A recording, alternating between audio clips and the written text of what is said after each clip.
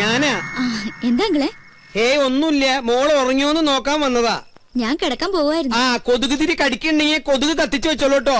ശരി uncle, good night. Good night. കൊതുക് കത്തിച്ചു വെക്ക, നിനക്ക് എന്താ തലയ്ക്ക് പ്രാന്തായ? പെമ്പിള്ളേര് കിടക്കുന്ന റൂമിൽ വന്ന് എത്തി നോക്കണതേ അത്ര നല്ല ശീലമൊന്നുമല്ല. ഡെറാഡൂണിൽ പോലും ഇത്ര വൃത്തിയായിട്ടവന്മാര്. ഡെറാഡൂണിനെ പറ്റി ആരെങ്കിലും എന്തെങ്കിലും പറഞ്ഞോ?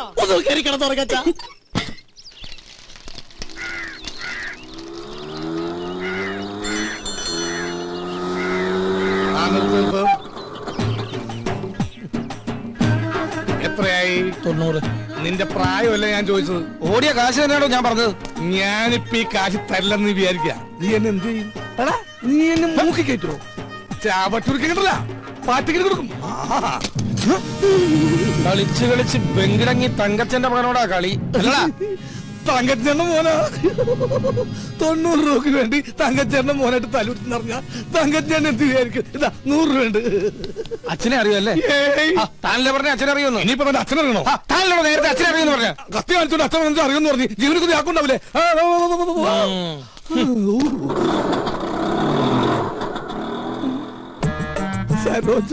വൈദ്യണ്ണ,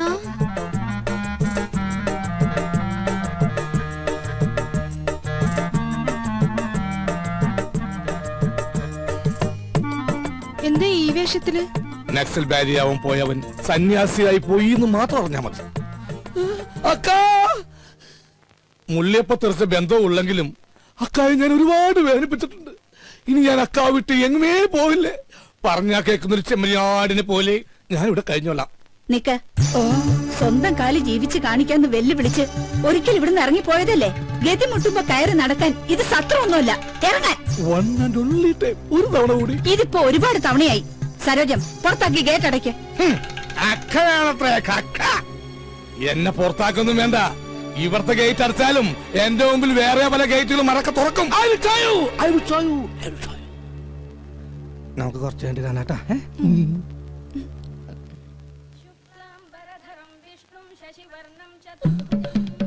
അലിയ, എന്നോട് ക്ഷമിക്കണോ അലിയ? അലിയന്റെ പാതാരവിന്ദങ്ങളിൽ ഞാൻ തൊട്ട് നമസ്കരിച്ചോട്ടെ. എനിക്കിപ്പോഴാ മനസ്സിലായത് അലിയൻ എന്തുകൊണ്ടാ എന്റെ പെങ്ങളെ ഉപേക്ഷിച്ചതെന്ന്. അലിയൻ ദൈവമാണ് അലിയ, ദൈവം. താനെപ്പോഴാടോ വൈദി സന്യാസിയായത്? കയ്യിലുള്ള കാശ് മുഴുവൻ തീർന്നപ്പോ ഞാനങ്ങനെ ഓട്ടോമാറ്റിക്കായിട്ട് ആയിപ്പോയതാണ്. ഈ സന്യാസം നമുക്ക് തന്നെ പണിയില്ല. പെണ്ണും കെട്ടി 2 പിള്ളേരൊക്കെ ആയിട്ട് വൈകുന്നേരം പോകുമ്പോ 2 പെഗും വിട്ടിരിക്കണ അതിന്റെ രസം എന്നൊക്കെ ആൾക്കാർ പറയുന്നു. എനിക്ക് അതിലൊന്നൊരു വിശ്വാസമില്ല. സർ, ചായ. ഓ, ഇത് ഞാൻ തന്നെയാടോ. ആട്ടെ, എന്താ തന്റെ ഉദ്ദേശം? എനിക്ക് വേണമെങ്കിൽ പെങ്ങളുടെ കൂടെ ജീവിക്കുക. പക്ഷെ എനിക്കൊരു വാശി, ഇനിയുള്ള കാലം സ്നേഹസമ്പന്നനായ അലിയന്റെ കൂടെ ജീവിക്കണമെന്ന്. അയ്യോ, വെറുതെ വേണ്ട.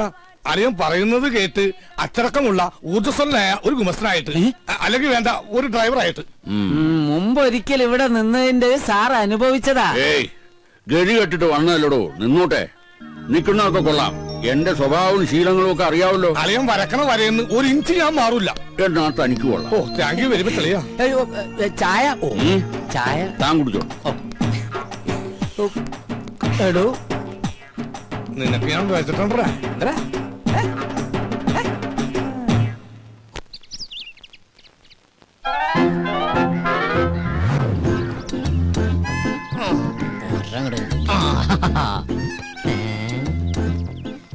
മേടിച്ചിട്ട് 1 വർഷമായുള്ള അതിനുള്ളിൽ തീർന്നു.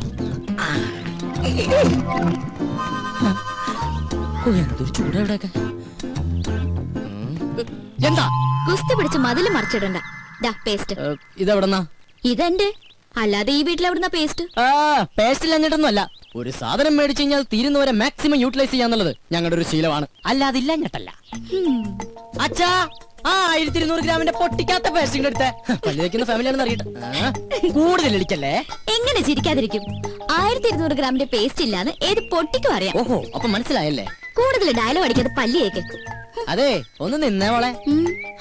അത്ര നിർബന്ധമാണെങ്കിൽ ആ സോപ്പും കൂടി എടുത്തുകൊണ്ട് വന്നിട്ട് എന്നെ കുളിപ്പിച്ചും കൂടി താ. ഞാൻ റെഡി. നീ റെഡിയാവും. നീ ആ സൈസ് സാധന.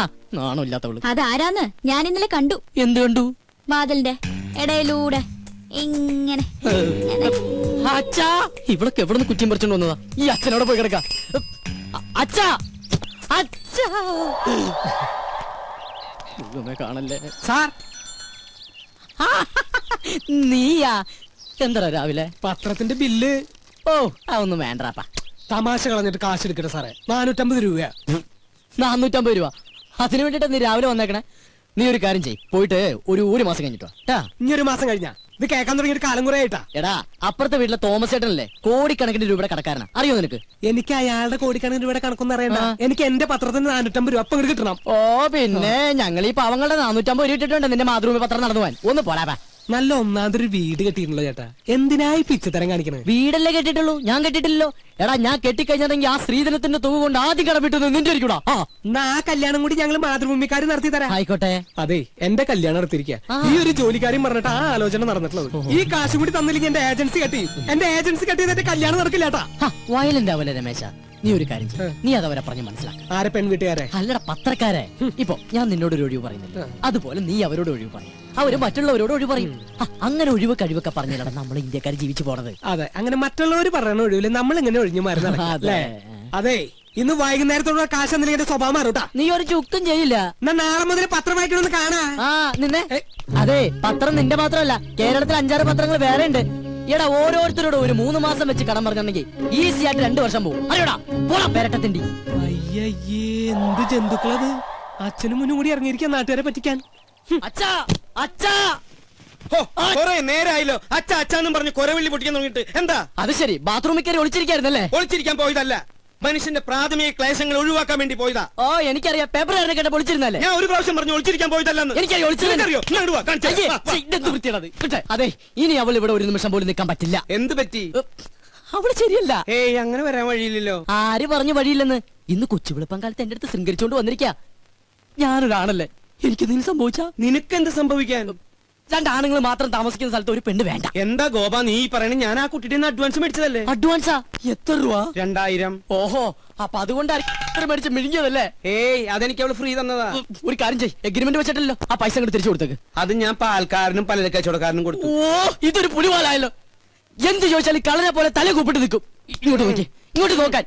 ഞാനൊരു 2000 രൂപ എങ്ങനെയെങ്കിലും സംഘടിപ്പിച്ചു തരാം. അതിനെ പറഞ്ഞു വിട്. അങ്കിൾ ഈ പെൺകുട്ടികൾ താമസിക്കുന്ന വേണ്ട വേണ്ട വേണ്ട, കൂടുതൽ കൊഞ്ചിക്കൊഴയിലൊന്നും വേണ്ട. അച്ഛ പറഞ്ഞു വിട്ടെ. ഞാനൊന്ന് പറയട്ടെ ഗോപേട്ട. ഗോപേട്ടാന്നാ അച്ഛ, ഗോപേട്ടാന്ന്. പിന്നെ നിന്നെ എന്താ വിളിക്കാ? വേലായുധനാ? എന്താ നിന്റെ പേര്? ഗോപൻ. പറ മോളെ. പെൺകുട്ടികൾ താമസിക്കുന്ന റൂമില് ഒരാൾ വന്ന് ഒളിഞ്ഞു നോക്കിന്ന് വിചാരിക്കുക. ഇവിടെ ആരോ ഒളിഞ്ഞു നോക്കിയേ? അയാളെ കുറിച്ച് അങ്കിളുടെ അഭിപ്രായം എന്താ? ആണാണോ പെണ്ണാണോ?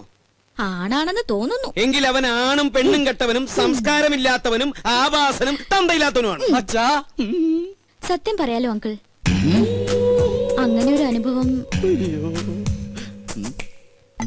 ഹോട്ടലിൽ വെച്ചുണ്ടായതുകൊണ്ടാ ഞാൻ ഇങ്ങനെ ഒരു സ്ഥലം തേടി വന്നത്. ഇവിടെ ഞാൻ സേഫാ. എനിക്ക് സമാധാനായി. അങ്കിളിന്റെ മുഖം കണ്ടാൽ അറിയാം അങ്കിൾ ഒരു ഇന്നസെന്റ് ആണെന്ന്. ഇങ്ങനെ ഒരു അച്ഛനെ കിട്ടിയത് ഗോപന്റെ ഭാഗ്യാ.